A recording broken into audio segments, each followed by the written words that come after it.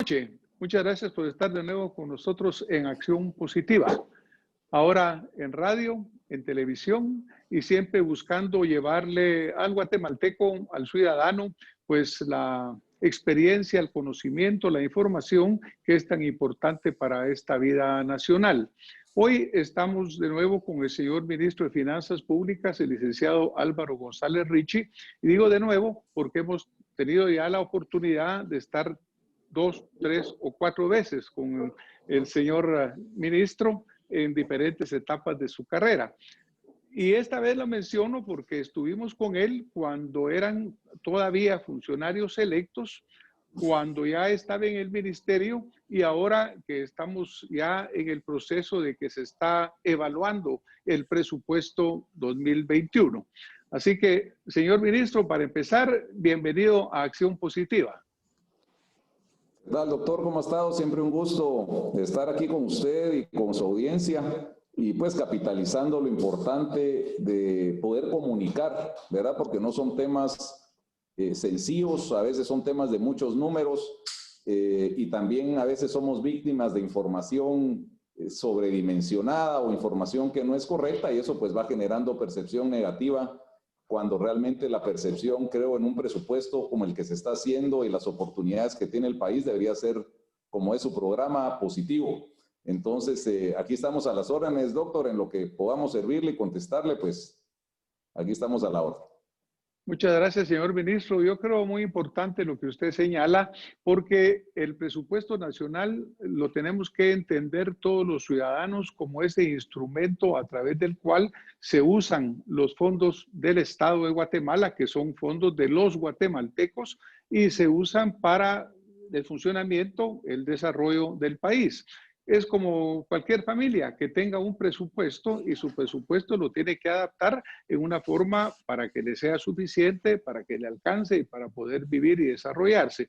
Esa es una visión muy importante, diría yo, señor ministro, para evitar que el ciudadano no mire el presupuesto de la nación como algo que le pertenece y es de ellos, sino que realmente lo mire como algo que Guatemala necesita para su desarrollo. Quería empezar por comentarle que cuando usted estaba antes de tomar posesión, hablamos que les tocó empezar a trabajar con un presupuesto que ya venía hecho y un presupuesto que no se adaptaba necesariamente a lo que ustedes tenían planificado. En esta oportunidad, el proyecto de presupuesto que se presenta ante el Congreso de la República para la evaluación inicial de la Comisión de Finanzas Públicas y Moneda, este ya es un presupuesto que prepararon ustedes dentro de los lineamientos de su gobierno. ¿Es así, señor ministro? ¿Usted considera que este presupuesto sí ya responde a lo que ustedes visualizan y desean para Guatemala? Sí, doctor, tal vez solo retrocediendo un poquito a lo que usted decía, sí, efectivamente, al no haberse aprobado un presupuesto el año pasado, lo que manda la ley es a trabajar con el presupuesto cabalmente del 2019 en el 2020. Eso por lo general genera muchos problemas porque básicamente está trabajando con espacios presupuestarios o con rubros de gasto que puede ser que ya no existan y usted lo que pasa es un copy-paste, por así decirlo, de un año para el otro. Eso lo que conlleva es que tiene que hacer muchas readecuaciones, los ministerios, pues de alguna forma tampoco el presupuesto del año anterior está adecuado a su plan de gobierno, etcétera. Y pues básicamente todo el año se la pasa uno en readecuaciones, en traslado de fuentes, en sustitución de fuentes, y eso nos complica bastante. El ejercicio de presupuesto abierto, que es como comienza el presupuesto, y ahora he de decir que por la parte de las bondades que trajo la pandemia, que nos permitió de alguna forma todas estas reuniones virtuales, este presupuesto abierto, al contrario de los otros años, fue un presupuesto que tuvo exponencialmente mayor cobertura y mayor participación. ¿Qué quiere decir? Que nos permitió a nosotros poder subir las presentaciones en las diferentes videoconferencias. Tuvimos 6 talleres, 3 foros, mucha interacción por Twitter, por Facebook, preguntas directas, mucha retroalimentación de sociedad civil, universidades, tanques de pensamiento, personas particulares, medios de comunicación. Entonces diría que este presupuesto nació a través del ejercicio de presupuesto abierto y nosotros ese ejercicio de presupuesto abierto tomando también en cuenta lo que a nosotros nos dijo el Banco Central a través de sus análisis conjuntamente con la SAT, nos dijo cuánto íbamos, ahí sí que cuánto íbamos a ganar y cuánto podíamos gastar. Esto no es un presupuesto que haya nacido, he de aclararlo, que en el Ministerio de Finanzas pues nos sentamos en una mesa y dijimos, bueno, ¿qué ponemos? Esto obedece a un análisis totalmente técnico, en donde el país también, cuando hablamos de deuda, por ejemplo, esto lo hemos hablado nosotros, el nivel de deuda del presupuesto con el Fondo Monetario, con las calificadoras de riesgo, o sea, va todo muy empatado y de alguna forma sí obedece al Plan General de Gobierno y al Plan de Innovación y Desarrollo, que fue cabalmente el que se habló durante la campaña. Lógicamente el tema de la pandemia nos desenfocó un poco en ciertos temas, ya que hubo que priorizar salud, hubo que priorizar algunas otras cosas, pero diría que este presupuesto para el año 2021 sí es un presupuesto que viene de los diferentes ministerios, o sea, no es finanzas el que pone el presupuesto, son los ministerios los que de acuerdo a su plan de gobierno y plan propio de cada ministerio nos dicen qué rubros son los que quieren fortalecer y nosotros como finanzas lo empatamos pues con los ingresos que podríamos tener nosotros a través, pues lógicamente, de deuda y de impuestos. Gracias, señor ministro. Tal vez para enfatizar un poco la pregunta que yo le hacía, es porque en otra entrevista que tuvimos anteriormente, usted me comentaba el hecho de que este presupuesto que se aprobó, que no se aprobó y el cual tuvieron que seguir trabajando, no se adaptaba al modelo que usted visualizaba. Usted hablaba, por ejemplo, de un cambio de modelo hacia un modelo exportador, es decir, que hubiera inversión en áreas que vinieran a fomentar la exportación. Este proyecto de presupuesto que ustedes presentan para el 2021 sí ya está encaminado en ese modelo exportador que ustedes visualizaban para su gobierno. Yo le diría que sí, lo que pasa es que la misma pandemia también nos hizo cambiar un poquito, le diría, el enfoque de qué necesitamos nosotros en el presupuesto para el próximo año, ya que antes, pues antes de la pandemia el mundo era diferente y yo creo que el mundo ahora, después de la pandemia, es un mundo diferente, ya los objetivos no pueden ser los mismos, por lo cual sí hubo que hacer, pues tal vez un cambio de giro en algunos temas. Pero ¿qué es lo que se está buscando en este presupuesto, doctor? Es la primera fase, que fue el estabilizar la economía, ya se hizo. O sea, realmente lo que se hizo con los préstamos orientados al COVID de reactivación económica, que fueron 14.610 millones, esos son los préstamos. Yo he oído en algunos en redes que hablan de 30.000, de 40.000, son 14.610 millones, de los cuales 11.000 millones son estrictamente del decreto 13-2020, que fueron donde está el bono familia, donde está el programa de créditos, el fondo de protección al empleo, ahí es donde están los 11.000 millones, y el resto pues son otros programas que salieron de otros decretos. Ahorita estabilizar la economía le diría no, que ya está, o sea, no podemos minimizar los sectores que salieron mal golpeados, no podemos minimizar la cantidad de fallecidos, de enfermos, eso no lo estamos minimizando, pero le diría que la economía ahorita ya va para arriba. Todos los indicadores en términos de recaudación tributaria, en temas de recuperación a través de las remesas, que es dinero que mandan los hermanos migrantes para acá, que se trasladan al consumo, le diría el comercio exterior está para arriba. Entonces ahorita ya estamos en una etapa que pasamos de la estabilización a la reactivación. Este presupuesto del 2021 lo que conlleva, le diría, diferente a los otros años, es que tiene un capítulo que es cabalmente de reactivación económica y social. Y ese capítulo de reactivación económica y social, por ejemplo, tiene alrededor de 2.882 millones de quetzales que se le van a dar adicionalmente al Ministerio de Comunicaciones. Tiene un programa de 1.000 millones de quetzales en 3 años para el Ministerio de Agricultura, que son para programas de riego, el seguro agropecuario, centros de acopio, fortalecimiento de suelos, que esto es, pues, claramente somos un país agrícola, es para poder fortalecer a los campesinos, a la gente que se dedica a la agricultura. Tenemos también una inversión en tecnología, en educación, parte de seguridad alimentaria también. Entonces, le diría que lo diferente ahora, doctor, es que este presupuesto, comparado con el de este año, con el presupuesto vigente de este año, es un presupuesto, para empezar, que es menor. O sea, es un presupuesto más pequeño. No estamos pidiendo un presupuesto más grande. El presupuesto del año 2020 es de 107.000 millones. El presupuesto del año 2021 son 99.700 millones. ¿Eso qué conlleva también? Que el déficit fiscal es más bajo. Pues no vamos a tener pues 5.7%, vamos a tener 4.9%. El nivel de deuda es más bajo también. La recaudación es más alta. Entonces, a todas luces, este es un presupuesto que es mejor que el que tenemos, independientemente a algunos sectores pues les pueda gustar o gustar más o gustar menos, es un presupuesto que a todas luces es mejor que el presupuesto que nosotros tenemos, y eso mismo es lo que hemos ido nosotros pues a exponer ya en varias veces al Congreso, la importancia de tener este presupuesto, que repito, es un presupuesto que obedece a las necesidades económicas del país, a las necesidades de inversión del país, y que nos va a permitir subirnos a la ola de reactivación que diría que es lo que va a pasar en el año 2021 y 2022. Eso no solo es para Guatemala, vemos la economía de Estados Unidos, la zona euro, China, son economías que van para arriba y de las cuales nosotros también dependemos bastante. Bueno, yo creo que de acuerdo a las gráficas que presenta el Banco de Guatemala, el déficit fiscal, como usted menciona, sí baja un poco, queda en un 4.9, pero la deuda pública sube a un 36.3. En cualquier forma, algunos de los señalamientos que se hacen es que, al igual que los anteriores, este sigue siendo un presupuesto desfinanciado. Algo que también preocupa un poco, señor ministro, es que cuando se mira el presupuesto multianual, cuando vemos la proyección hacia el año 2025, partiendo del 2021 al 2025, hay un incremento permanente en lo que es la deuda. La deuda pública se mantiene subiendo. Esa es parte de una preocupación importante.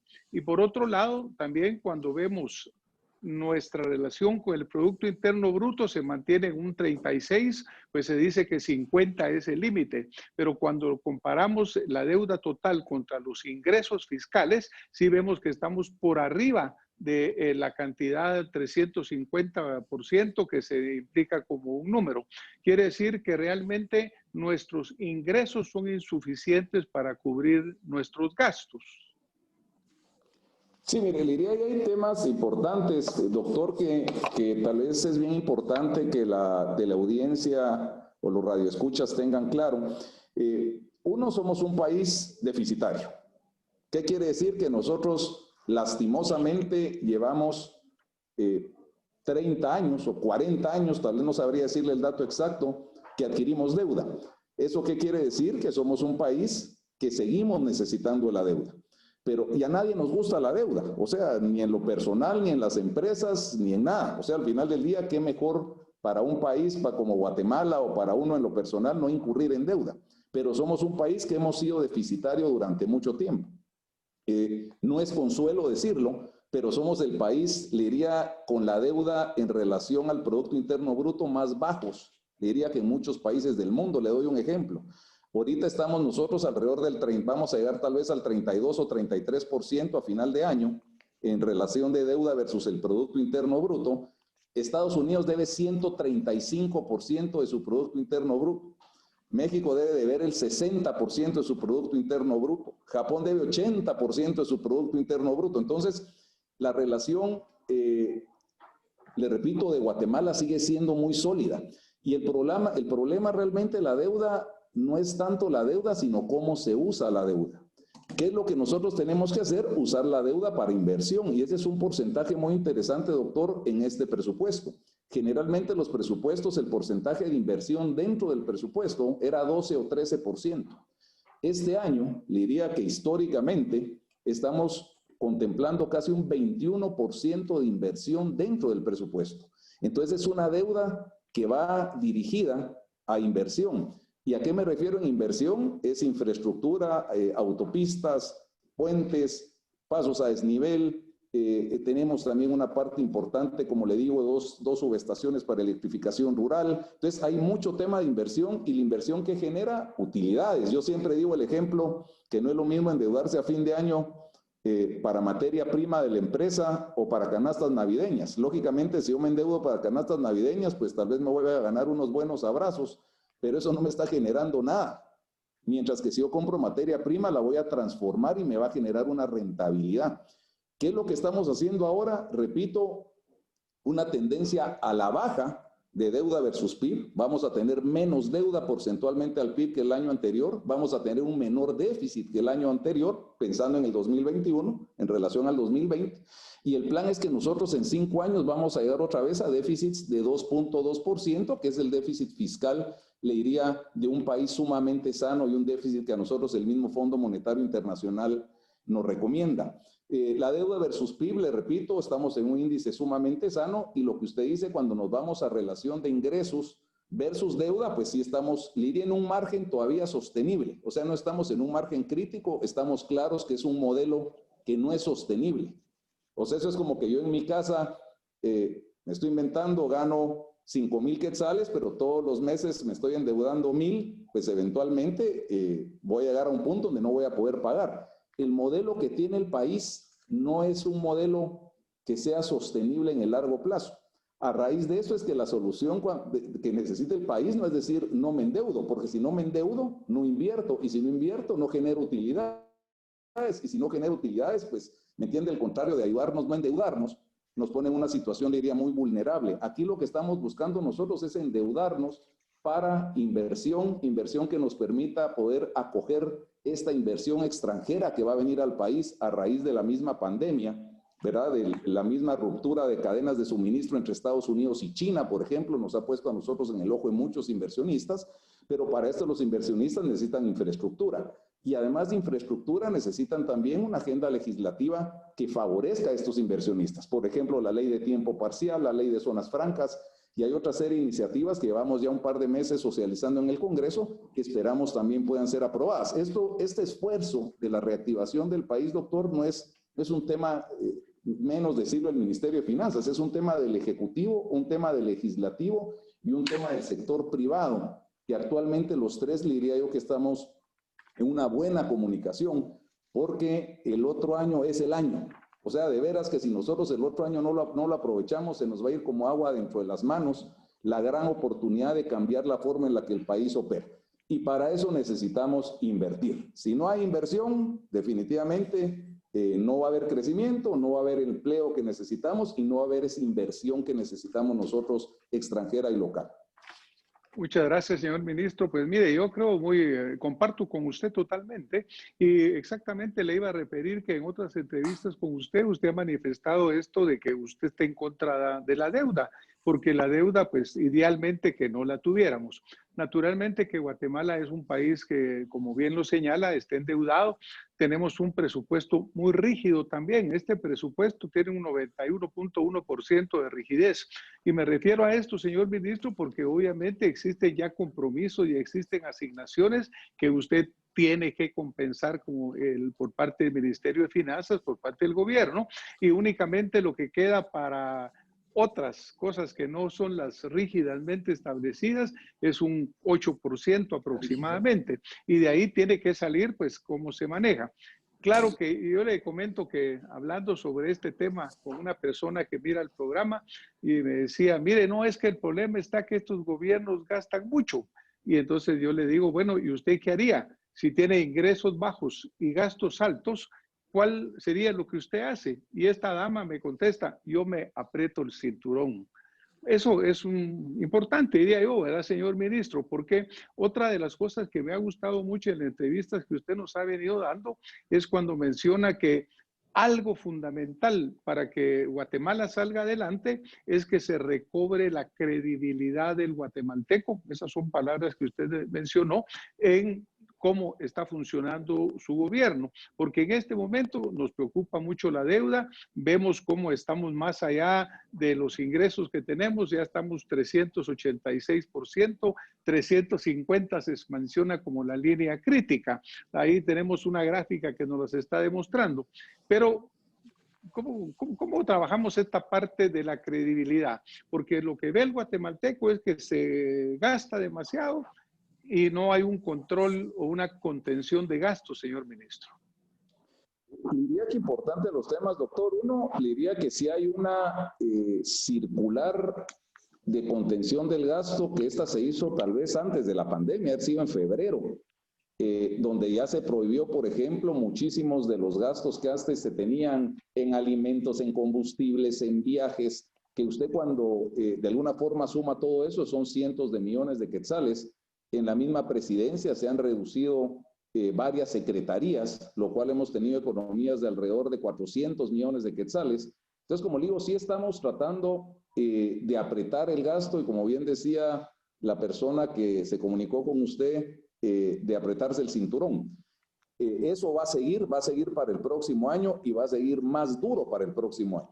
Uno quisiera de alguna forma poder evaluar la nómina que tiene y determinar qué personal sí es necesario para operar, cuál no. Lastimosamente estamos un poco amarrados por temas de pactos colectivos. Eso pues, nos hace más lentos en poder redefinir la nómina que necesita el Estado. Pero por el otro lado, le diría yo que está la parte de la recaudación. La parte de recaudación es el talón de Aquiles. O sea, no quiero minimizar el gasto. ¿Qué tenemos que hacer? Recaudar más. Estamos recaudando demasiado poco. Y el problema este año fue que había una proyección de 64,000 millones de quetzales. Pues básicamente lo proyectado es que vamos a recaudar 57,000. O sea, hay una caída en la recaudación, le diría que sobrepasa los 7,000 millones de quetzales, lo cual nos ha forzado a ser más eficientes. O sea, realmente le digo porque los salarios se han seguido cubriendo, los aportes a las municipalidades se han seguido cubriendo. O sea, ¿cómo hemos nosotros logrado mitigar esa caída en la recaudación? A través de reducción del gasto, pero ya el otro año, pues claramente estamos recaudando ya no 57, sino 61, y yo creo que puede ser más. Entonces, como le digo, la parte de la SAT es donde también pega muy duro la credibilidad, porque cuando hablamos de una carga tributaria, que es la relación cabalmente dentro de los impuestos que recaudamos en relación al PIB, ¿verdad?, que está alrededor del 10%, que va a ser menos al 10%, nos pone a nosotros en posiciones inferiores a países como Haití, que tiene 14%. ¿Qué se está haciendo en la SAT? Invirtiendo mucho en tecnología, lógicamente tratando de no judicializar muchísimos casos, tratar de que todos los casos se resuelvan en la vía administrativa, que la gente pueda pagar la factura electrónica en línea. Y es una realidad, se están haciendo más de 30 millones de documentos tributarios electrónicos al mes. Está haciendo un grupo, se están reuniendo el superintendente, le diría, con todos los sectores más importantes. Se está luchando contra el contrabando. No sé si vio usted que se inauguró hace 2 semanas el segundo puesto de control interinstitucional, que son unos arcos que van a estar en 12 arterias principales del país. Unos van a ser móviles, otros van a ser fijos, que son con escáneres de alta tecnología. Esto nos está apoyando la Embajada de Estados Unidos, el INL, etcétera, para que la gente que pase a través de esos arcos en estas arterias principales, si llevan producto de contrabando, pueda ser detectado. Entonces, ¿qué es lo que tenemos que hacer si queremos generar menos deuda? Como muy bien dice la señora que se comunicó con usted, 1 es reduciendo ingresos, claramente. 2 es aumentando ingresos y reduciendo el gasto. Le diría que esa es la matemática que hay que hacer, y en las 2 opciones tenemos planes, le diría yo, bastante concretos, que ya los estamos tomando en cuenta y que se van a materializar ya ahorita a finales de año y el próximo año. Pues yo creo que es muy importante porque con esta pregunta que yo le hacía a usted de cómo recobrar la credibilidad del guatemalteco, por ejemplo, es muy bueno lo que usted nos menciona de lo que se está tratando de modernizar las aduanas, de lo que se están buscando de poner pues puntos interinstitucionales en los cuales se controle mejor. Pero desafortunadamente, señor ministro, lo que es la Vox Populi, lo que todo el mundo comenta, es que son los propios empleados de las aduanas los primeros en ser corruptos. Cuando se habla, por ejemplo, de los puertos de Guatemala y constantemente se está señalando el gran despilfarro que hoy ocurre, los grandes negocios, el hambre que existe por ir a tener puestos de mando en esas instituciones en los cuales se escapa muchísimo del dinero. Pero es un tema que vamos a seguir hablando porque tenemos otros segmentos que vienen por acá. Pero para ir terminando en relación, por ejemplo, a la parte de los modelo exportador, en la parte de cómo trabajamos mejor. Algo que es fundamental para Guatemala es las divisas que recibimos por las remesas que entran del extranjero. ¿Cómo visualiza usted el apoyo a estos migrantes que estando afuera, pues están prácticamente sosteniendo la economía? ¿Qué pasaría si un día no entran remesas a Guatemala? Le diría que las remesas, doctor, equivalen al 12% del PIB, o sea, es una cantidad sumamente importante, y parte de lo que se está haciendo también es, mire, ojalá no entraran remesas de guatemaltecos que están en Estados Unidos, sino que esas remesas, el equivalente se generara en mano de obra local, porque uno cuando habla de que no hayan remesas, no es simplemente que no hayan, es que las personas ya no se vayan porque tienen fuentes de empleo acá. Entonces, como le digo, la pregunta no ronda en una sola arista, sino que lo que se está haciendo, por ejemplo, es que ya Estados Unidos, entendiendo que la migración no la puede detener poniendo muros, ya está dando líneas de $1.000 millones al año para el sector privado. Ya se hizo la primera operación con un banco local de $200 millones. ¿Por qué? Porque Estados Unidos dice, no evitemos la migración, pero solo la vamos a evitar si generamos nosotros inversión en el país para que las personas no se vayan. Como lo he dicho, ¿quién en su sano juicio se va a ir de su país con su familia, con este clima que tenemos, con una tierra tan noble, a estar bajo la nieve, ¿me entiende? Probablemente en el norte de Estados Unidos, pasando penas sin su familia y mandando parte del sueldo para acá. Nadie lo haría si tuviéramos las oportunidades. Por eso mismo es que no podemos nosotros ver el tema de las divisas solo como qué pasa si no viene. No, es qué pasa si no viene, pero cómo vamos nosotros a generar ese equivalente de esas divisas en el país a través de la generación de empleo formal. Y ahí es cabalmente donde toda la parte del modelo exportador, ¿me entiende?, también hace sentido. ¿Cómo vamos a tener un modelo exportador? Uno, pues manteniendo la economía sana, claramente. Y dos, facilitando a que las empresas que vengan de fuera y la misma inversión local tengan la certeza jurídica, la certeza fiscal de que pueden invertir en Guatemala en negocios de largo plazo.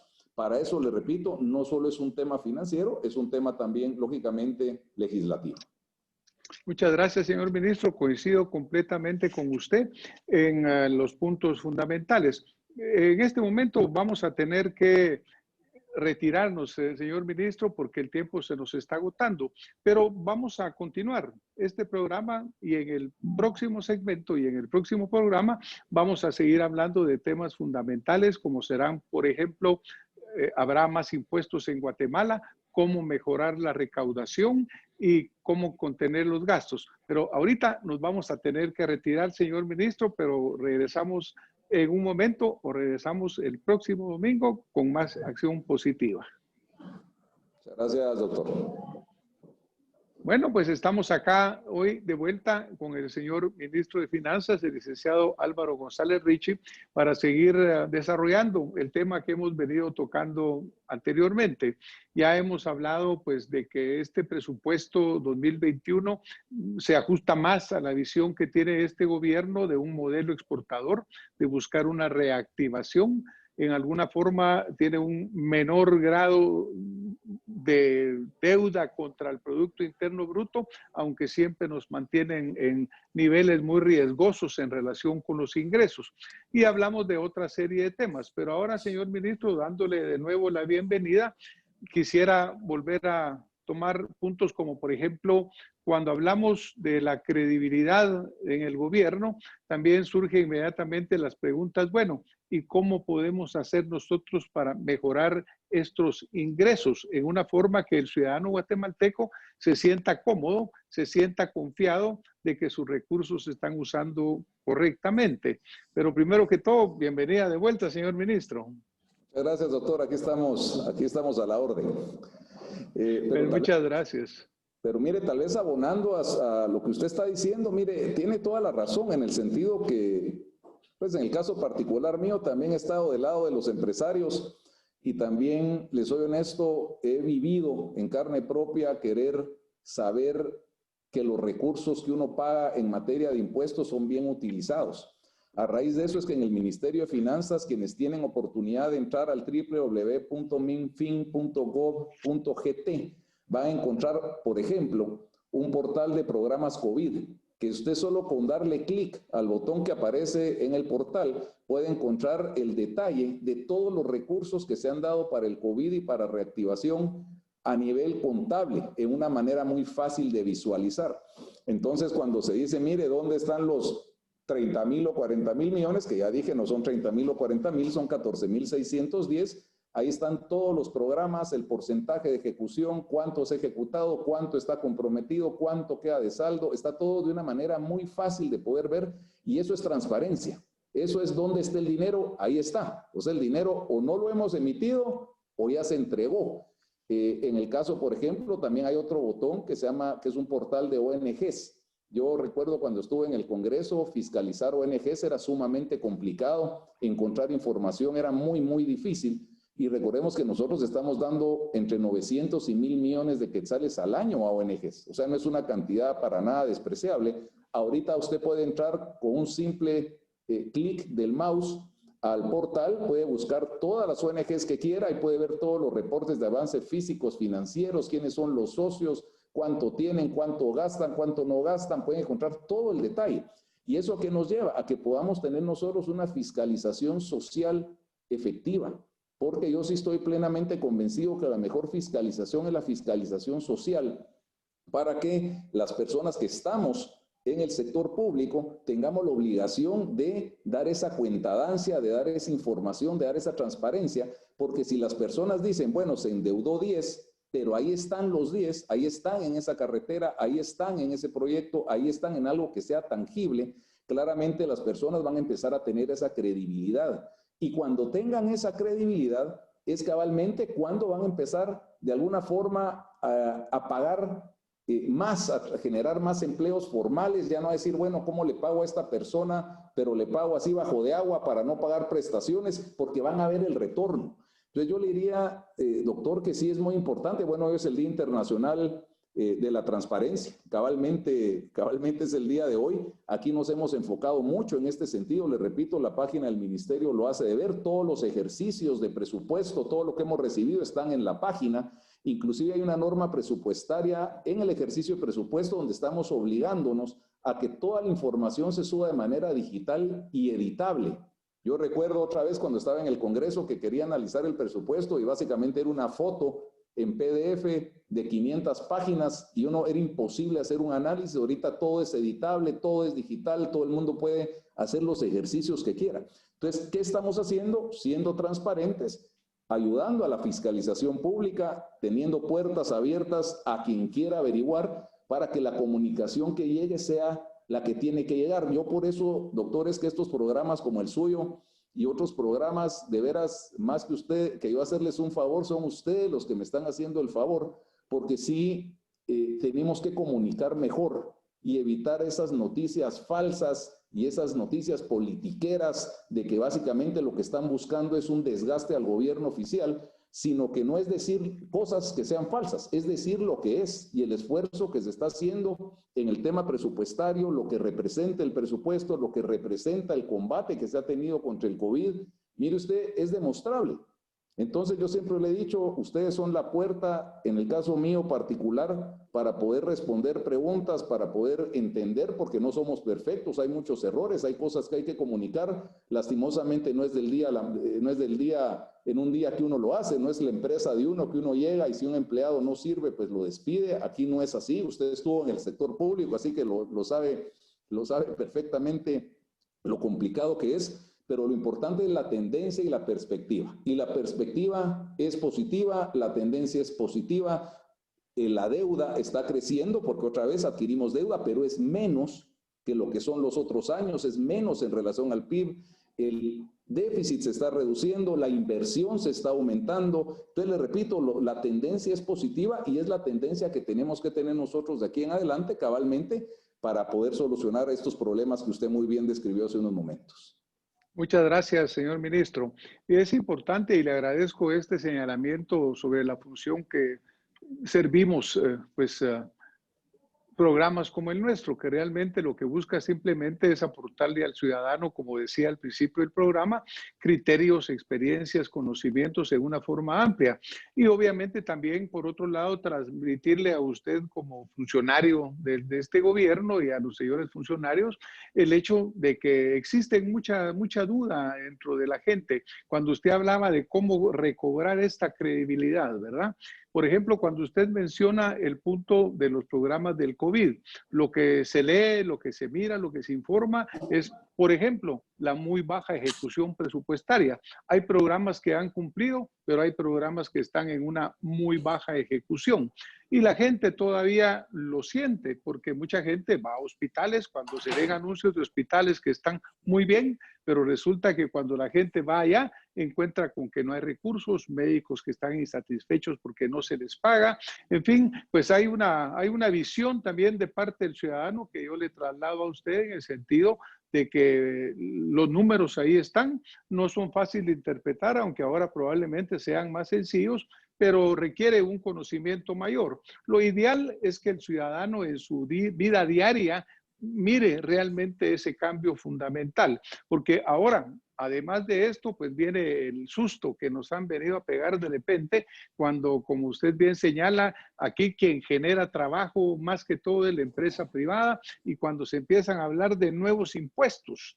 Y yo sé que se ha venido aclarando que aparentemente no es cierto la declaración que se hizo de que venían impuestos sobre el petróleo, impuestos sobre el cemento, pero ya surge la duda, porque realmente para mejorar sus ingresos, usted tiene dos caminos: subir impuestos, ampliar la base tributaria, tocando los puntos a que usted se ha referido. ¿Estoy en lo correcto?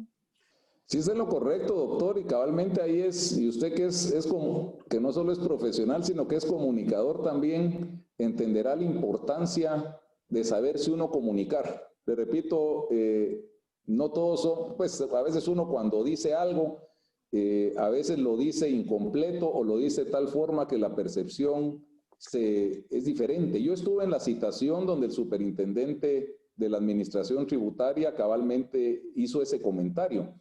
Y lastimosamente de la forma en que lo dijo, que no es que lo haya dicho de mala fe, el superintendente es una persona pues muy profesional y muy capaz, cabal habló de revisar ciertos impuestos. Y revisar impuestos es parte del día a día que ellos tienen que hacer. Entonces, revisar y hacer son dos cosas diferentes. Lastimosamente, cuando dijo vamos a revisar impuestos, pues se interpretó, diría yo, de una manera que no era la que se quiso decir. A raíz de eso es que nosotros de inmediato pues salimos pronunciándonos en que en ningún momento estamos pensando nosotros en incrementar impuestos, sino cabalmente en ampliar la base. ¿Y cómo vamos a ampliar la base, doctor? Con tecnología. Tenemos que hacer que la SAT llegue a donde está la gente. En Guatemala es difícil pagar impuestos. O sea, cuando uno está en su oficina, enfrente de su computadora y se mete a Declaraguate y paga, pues pareciera muy sencillo. Pero para las personas del interior del país, para las personas que están en los mercados, para las personas que están en la economía informal, no es fácil pagar impuestos, y para que paguen impuestos les debemos dar las herramientas tecnológicas que ya las tenemos para que a su vez no solo paguen impuestos, sino ahí es donde viene la contraparte, como hablábamos cabalmente hace unos momentos, en donde el Estado les tiene que dar de vuelta. Les tiene que dar seguridad social, les tiene que dar seguridad física, les tiene que dar acceso a crédito, a fondos de garantía. Entonces tiene que haber una parte, una contraparte, como es el presupuesto. Para cada ingreso hay un ingreso. Si yo pago, lo que quiero ver es en qué se están gastando mis impuestos. Tratar de ser más eficientes, pero tal vez al tema que usted decía, doctor, sí, efectivamente la estrategia es ampliar la base con diferentes programas que ya se están trabajando en la SAT, muchos de ellos con inversiones en tecnología muy importantes. Pues es fundamental, porque obviamente una pequeña cantidad de guatemaltecos, un 18-20%, son los que absorben la mayor parte de los costos, particularmente las empresas, las personas jurídicas. Algo interesante que hablamos ya una vez un poco acá es sobre la credibilidad. Yo vuelvo a usar esta palabra que usted repite porque yo creo que es fundamental. Usted muy bien señalaba que nosotros tenemos un 10% de recaudación tributaria, lo cual es muy bajo. Incluso Haití se mencionaba un 14%. Pero por otro lado, Guatemala en el índice mundial de corrupción está en los lugares más bajos. O sea que la percepción que tenemos es que la calidad de nuestro gasto público es muy pobre, señor ministro. Parte de las funciones y de los objetivos de lo que es el Ministerio de Finanzas Públicas está mejorar la asignación, el monitoreo, control y evaluación del gasto público. Yo sé que existe la Contraloría que tendría una función más específica, pero para recobrar esa credibilidad que yo considero fundamental, sí se necesita que el guatemalteco que protesta tanto de la poca calidad del gasto público empiece a sentir que verdaderamente se está haciendo algo para evitarlo. Por ejemplo, se señala duplicación, plazas fantasmas, duplicación de funciones. Por ejemplo, se crea un centro de gobierno que mucha gente lo visualizan como una duplicación de funciones de la vicepresidencia y de otros ministerios, pero todo esto va creando y creando más burocracia. Recientemente en el Ministerio de Cultura y Deporte se habló de 971 asesores. Se retira la señora ministra, pero probablemente los asesores quedaron. ¿No cree usted que realmente mejorar la calidad del gasto público y una administración por rendición de cuentas más específica sería fundamental para salir de este agujero en que estamos? No, mire, totalmente de acuerdo con usted, doctor. Recordemos nuevamente, y como lo hablamos, que nosotros recibimos un Estado complicado, un gobierno complicado, y se ha estado trabajando, le repito, y un ejemplo claro son la eliminación de secretarías en la presidencia. Eso es lo que hay que hacer, ¿verdad? Mire, ahí se redujo de veras el 60% del gasto que había en secretarías de la presidencia, y creo que me quedaría corto. Solo aquí en el Ministerio de Finanzas hemos reducido 30% las plazas de asesores. Pero, repito, o sea, no es algo que uno puede hacer en un día o en 2 días, porque a veces son contratos que ya venían o contratos que quedaron renovados. Recordemos que nosotros asumimos el 14 de enero y los primeros 14 días del año, pues se pueden hacer muchas cosas. Tema de plazas fantasmas, le comento también que también a veces se malinterpreta y creo que ahí es donde falta comunicar, porque las plazas en el Estado no son fantasmas, o sea, las plazas que son 011, que son las plazas presupuestadas, las plazas que tienen relación de dependencia, esas ahí están. Esas plazas entran, ponen el dedo, marcan, o sea, esas plazas ahí están. Cuando se habla mucho de plazas fantasma, son más, la palabra técnica y correcta deberían ser contrataciones anómalas. ¿Por qué? Porque cuando yo contrato un asesor, que ya de por sí no debería venir a la oficina, o sea, por eso, ¿me entiendes? O sea, si yo contrato un asesor, la misma ley dice que no tiene que venir a la oficina, porque él está haciendo un trabajo específico y un servicio específico. Se ha abusado de esos asesores, ¿me entiende? Y esas son esas plazas fantasmas de gente que uno no sabe ni siquiera si vienen o no vienen, porque ni siquiera deberían venir. Y lo que ha pasado es que se han sustituido esas plazas temporales por plazas permanentes, y ahora resulta que estas plazas temporales, que son temporales, ahora dicen que sí han venido durante muchos años, entonces van con el juez cuando termine el contrato y obliga a reinstalarlos con sueldos caídos. Ya se imagina usted el problema que tenemos nosotros a nivel del Ministerio de Trabajo y a nivel de los juzgados de trabajo. Esto se está trabajando ahorita con la ONSEC, que es la Oficina Nacional de Servicio Civil, y estamos en un proceso de regularización de nómina, en donde el que es plaza permanente tiene que estar en una plaza permanente, y el que es una plaza temporal tiene que ser una plaza temporal con los reportes necesarios, y el responsable de una contratación anómala es el superior.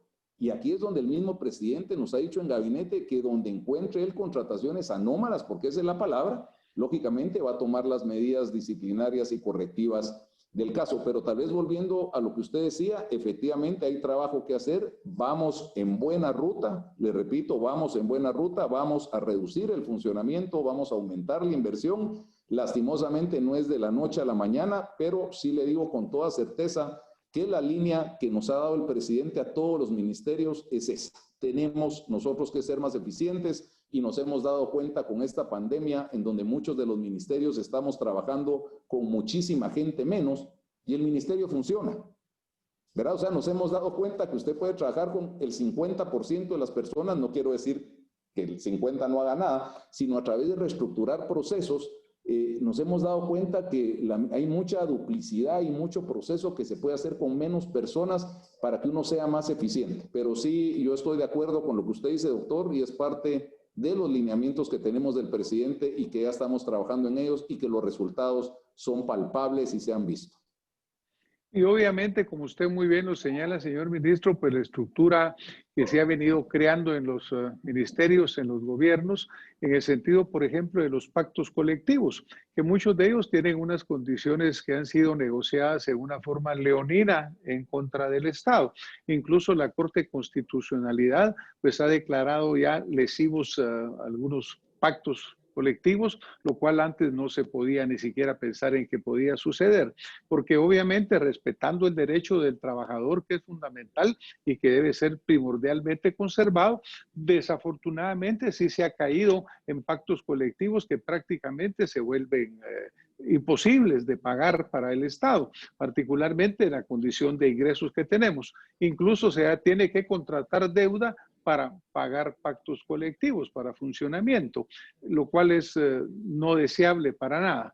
Otra cosa que me gustaría señalarles, por ejemplo, que cuando se habla en el Ministerio de Comunicaciones y se habla de infraestructura, lo cual estoy de acuerdo con usted que es fundamental para desarrollar un modelo exportador, pero ahí sí habrá que tener una función muy importante de supervisión, señor ministro. No sé si le corresponde al ministerio o le corresponde a la Contraloría, por ejemplo, pero una de las mayores áreas que han habido de corrupción, incluyendo Odebrecht, la famosa empresa brasileña, y las locales que también han estado a la altura de la corrupción, pues la gente en Guatemala cuando mira las carreteras hechas pedazos, cuando miran las capitas de asfalto que le ponen, señalan inmediatamente que el gasto público debe controlarse mejor.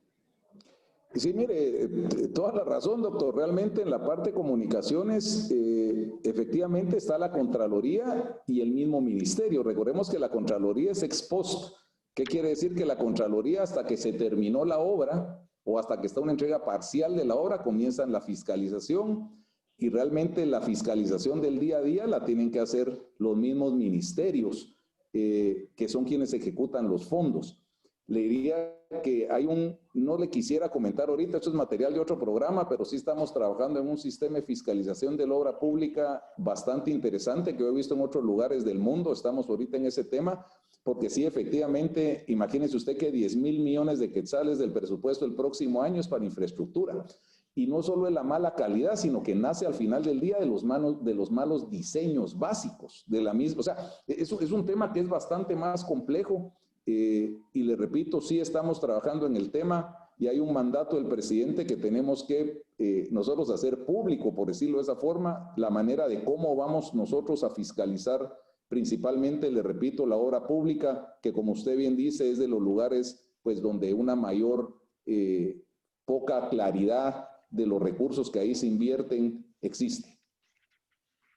Por ejemplo, pues hemos escuchado a miembros del Congreso de la República en quienes han manifestado que no están de acuerdo necesariamente con aprobar el presupuesto como presentado. Una pregunta técnica. Si se diera el hecho de que no se aprobara la propuesta de presupuesto para el 2021 que ustedes presentan, ¿queda vigente el presupuesto de 107,000 quetzales o qué presupuesto quedaría vigente? Sí, la ley lo que le dice, doctor, es que queda vigente el presupuesto del año anterior. Pero cuando hablamos de presupuesto, recordemos que aparte son recursos y aparte son espacios presupuestarios. Y tal vez voy a ilustrarle con un ejemplo, porque este es un tema muy importante y qué bueno que lo trajo a colación. Doy un ejemplo. El Ministerio de Comunicaciones este año tiene un presupuesto de 6,000 millones de quetzales. 6,777 millones de quetzales para ser exacto, ya con las ampliaciones que dieron en el Congreso. Este ministerio tiene, como trabaja con el presupuesto del año pasado, ¿verdad? Resulta que tiene 1,000 millones de quetzales de fuentes no ejecutables. ¿Qué quiere decir? Que se les trasladó el espacio presupuestario, pero no los fondos. Entonces, este presupuesto resulta que Comunicaciones lo más que podría ejecutar, ejecutando el 100% de lo que tiene, es el 83%. ¿Por qué? Porque tiene espacios presupuestarios, más no así los fondos. ¿Qué pasaría si nosotros no tenemos presupuesto? Por ejemplo, es que los 11,000 millones de quetzales, que no los vamos a volver a tener, entonces vamos a tener un presupuesto de 107,000 millones, pero con la diferencia que solo vamos a poder ejecutar 96,000 millones. ¿Por qué? Porque esos 11,000 millones es un espacio, más bien no tiene los recursos. Entonces, cuando se habla de la baja ejecución, yo lo he explicado en repetidas ocasiones, pues trato de hacerlo de una manera muy clara a medios de comunicación en el mismo Congreso, y nos dicen, miren, ¿por qué tan baja ejecución? Es por eso, porque el presupuesto nos trasladó espacios presupuestarios, pero no nos trasladó los recursos. Quiere decir que si yo en el 2019 tenía 100 millones para un proyecto de este préstamo, yo ya me gasté el préstamo, pero paso los 100 millones otra vez de espacio y eso ya no lo puedo ejecutar. Y ahí es donde cabalmente comienza la mala percepción, que es lo que nosotros tenemos que corregir a través de tener una mejor comunicación. Pero respondiendo a su pregunta, doctor, efectivamente, si el presupuesto no se aprueba, tendríamos que trabajar con el presupuesto vigente del año 2020. Pero solo para precisar, ¿el presupuesto vigente del 2020 son los 107,000 o eran los 85,000? No, el presupuesto ya contempla todas las ampliaciones. Por ejemplo, el presupuesto 87.715 millones, que fue el presupuesto con el se comenzó el año, subió alrededor de 96.000 millones con unas aprobaciones de créditos que no fueron créditos que nosotros gestionamos, sino son créditos que ya venían y que eran recursos necesarios para poder hacerle frente, cabalmente, como usted dice, a los pactos colectivos y a ciertos gastos que el gobierno tenía que hacer. De ahí de eso se aprobaron los 11.000 millones de quetzales del decreto 13-2020 que fueron para apoyo directo al COVID. ¿Qué pasaría, repito, en este caso? Que esos 11.000 millones de quetzales, que se utilizó una figura que contempla la Constitución al estar en estado de calamidad, es que pudimos nosotros emitir los títulos que se vendieron, pero los compró el Banco de Guatemala, al contrario de otros bonos que se venden en el mercado local o internacional. Aquí, ¿qué pasa? Que esos 11.000 millones de quetzales que se hicieron en este mecanismo, pues no los van a volver a aprobar, será lo más seguro. Entonces vamos a quedar nosotros con, qué decirle, un 10% del presupuesto, con el espacio presupuestario, pero no vamos a tener los recursos, entonces va a aparecer una baja ejecución. Al final del día, cuando uno lo explica a detalle, se entiende, pero es donde no queremos esos problemas. Lo que queremos ahorita inclusive es, en este capítulo de reactivación económica, que son cabalmente los 4.560 millones de quetzales, es que son proyectos con nombre y apellido. Aquí se está diciendo, en el Ministerio de Comunicaciones, va la Transversal del Sur, va el Puente Belice 2, va la ampliación de la parte del Transmetro que se quiere hacer, que es una sustitución, por así decirlo, del Metroriel. Es algo que podemos comenzar a través de limpiar las mismas líneas de ferrocarril que ya contamos. Entonces, como digo, todos los proyectos van con nombre y apellido, con el objeto que sepamos a dónde efectivamente van esos recursos. Muchísimas gracias, señor ministro. Pues le agradecemos que esté usted respondiendo a las preguntas que hemos recibido a partir de gente de nuestra audiencia y le agradecemos la claridad con que lo esté exponiendo.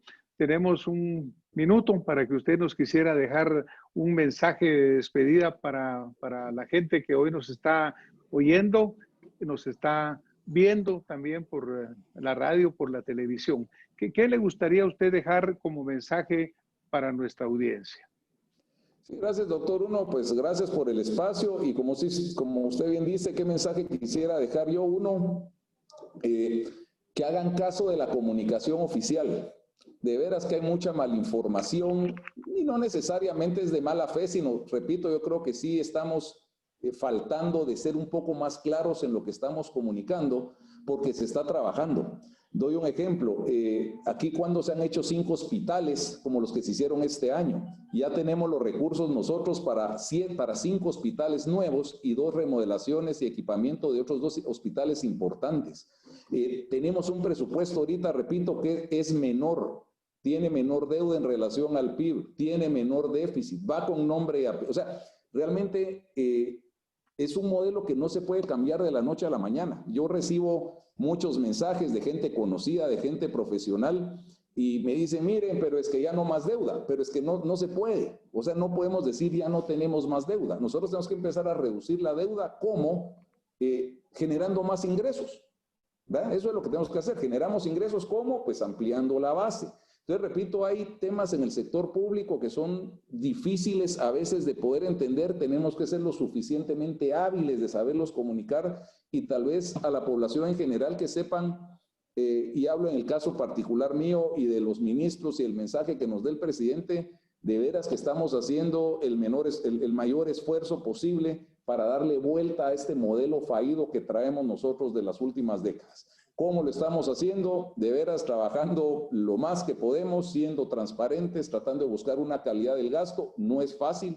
Recordemos que cuando entra un gobierno, probablemente cambia el 5% de la gente.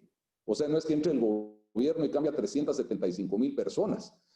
Cambia muy poca gente y empezar a permear las buenas prácticas también es complicado. Entonces yo le diría, doctor, que nuevamente el mensaje sería: empiecen con esa credibilidad, entren, pidan la información, vean los programas, escuchen las fuentes oficiales, vean los resultados. Somos una economía de las más sanas del mundo, que hemos afrontado el COVID. Hay a quien dice que sí, que por qué cierran a las 9, que por qué no a las 12, que por qué no a las 5, o sea, siempre hay pros y contras de todo, pero aquí lo que no se puede negar es que el resultado que ha tenido el país en términos de contagios en términos de fallecimientos en relación a la población, en temas de cuánto nos hemos endeudado en relación a lo que produce el país. Miren, son excelentes números. No nos perdamos, son excelentes números. No es minimizar la situación, pero nos está poniendo en una posición de salida para el próximo año inigualable para el país, y eso es lo que nosotros claramente debemos aprovechar. Muchísimas gracias, señor ministro, por esta oportunidad de escuchar pues el punto de vista suyo. Y yo también le agradezco el hecho de que usted nos permita a nosotros expresarle lo que piensa el guatemalteco, usando el mismo ejemplo de los hospitales, que suena muy bien, pero yo les debo comentar, es mi obligación hacérselo, que la percepción de los guatemaltecos es que eso no es una realidad, que cuando llegan a los hospitales lo que encuentran es completamente diferente de lo que se dice en los canales públicos. No los quiero poner en una controversia, simplemente le estoy trasladando el sentimiento del guatemalteco. Y yo creo que es fundamental. Le agradezco muchísimas gracias, señor ministro, por habernos dado esta oportunidad y por escuchar la voz de los guatemaltecos que con lo que amamos a este país, pero tenemos muchas dudas todavía de cómo se están haciendo las cosas en el gobierno. Pero con lo que usted habla de la transparencia, con los medios que nos está ofreciendo, iremos a buscarlo. Y obviamente esta ventana en acción positiva sigue siempre en esa línea y está abierta para usted, señor ministro, cuando usted quisiera volver a estar con nosotros. Muchas gracias, doctor. Estamos a la orden. Feliz noche, señor ministro.